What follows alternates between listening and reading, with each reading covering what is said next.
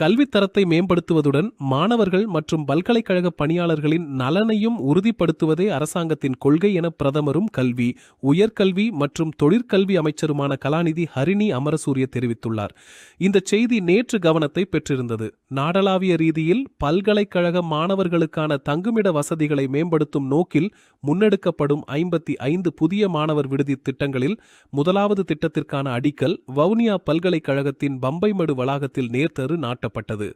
பிரதமரும் கல்வி உயர்கல்வி அமைச்சருமான ஹரிணி அமரசூரிய தலைமையில் நடைபெற்ற இந்த நிகழ்வில் வடக்கு மாகாண ஆளுநர் நா. வேதநாயகன் விசேட விருந்தினராக கலந்து கொண்டார். நாடாளுமன்ற உறுப்பினர்கள், அமைச்சின் அதிகாரிகள், பல்கலைக்கழக வேந்தர், துணைவேந்தர், கல்விப் பணியாளர்கள் மற்றும் மாணவர்களும் நிகழ்வில் பங்கேற்றனர். அரசாங்கம் ஆட்சி பொறுப்பை ஏற்றபோது தேசிய பல்கலைக்கழகங்களில் கல்வி கற்கும் மாணவர்கள் போதிய தங்குமிட மற்றும் அடிப்படை வசதிகளின்றி பல்வேறு சிரமங்களை எதிர்கொண்டதாக பிரதமர் சுட்டிக்காட்டினார்.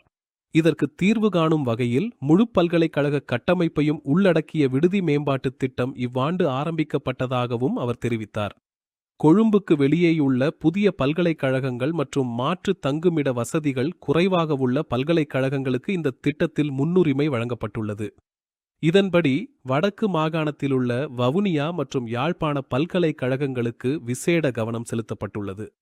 55 புதிய விடுதித் திட்டங்கள் நிறைவடைந்ததும் சுமார் 16,000 இளங்கலை மாணவர்களின் தங்குமிட வசதிகளும் வாழ்க்கை தரமும் மேம்படும் என எதிர்பார்க்கப்படுகிறது. இது பல்கலைக்கழக மாணவர்களின் நலனை மேம்படுத்தும் உட்கட்டமைப்பு திட்டமாக மட்டுமன்றி கல்வியில் காணப்படும் பிராந்திய ஏற்றத்தாழ்வுகளை குறைப்பதற்கான முயற்சியாகவும் பார்க்கப்படுகிறது. வவுனியா பல்கலைக்கழகத்தில் 4 புதிய விடுதிகள் அமைக்கப்பட உள்ளன.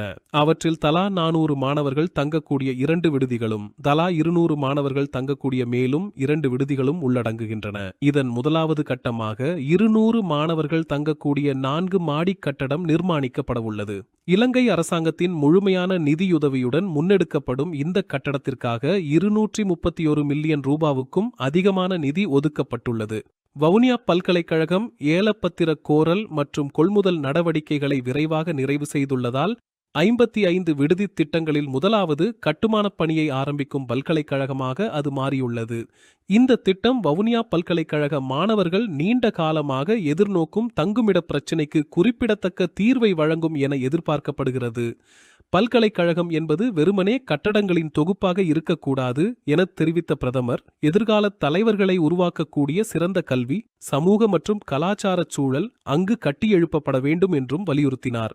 அதேவேளை பல்கலைக்கழகங்களில் பகிடிவதைக்கு எந்தவிதமான இடமும் வழங்கப்பட மாட்டாது என குறிப்பிட்ட அவர், மாணவர்களின் ஆக்கபூர்வமான மற்றும் புதுமையான செயற்பாடுகளுக்கு அரசாங்கத்தின் முழுமையான ஆதரவு தொடரும் என்றும் உறுதியளித்தார். மாணவர்களுக்கு தரமான கல்வியை வழங்குவதற்கு பாடத்திட்டங்களும் கற்பித்தல் முறைகளும் மாத்திரம் போதுமானவை அல்ல. பாதுகாப்பான தங்குமிடம், சுகாதாரம், மனநலம் மற்றும் ஆக்கபூர்வமான வளாகச் சூழல் என்பனவும் அவசியமானவை. அந்த வகையில் வவுனியாவில் ஆரம்பிக்கப்பட்டுள்ள இந்த விடுதி திட்டம் அரசாங்கத்தின் கல்விக் கொள்கையை நடைமுறைப்படுத்தும் முக்கியமான ஆரம்பமாக அமைந்துள்ளது. எனினும் 55 விடுதிகளின் கட்டுமானப் பணிகள் காலதாமதமின்றி நிறைவேற்றப்படுதல், ஒதுக்கப்பட்ட நிதி வெளிப்படையாக பயன்படுத்தப்படுதல் மற்றும் கட்டடங்களின் தரம் உறுதிப்படுத்தப்படுதல் ஆகியவற்றிலேயே இத்திட்டத்தின் உண்மையான வெற்றி தங்கியுள்ளது.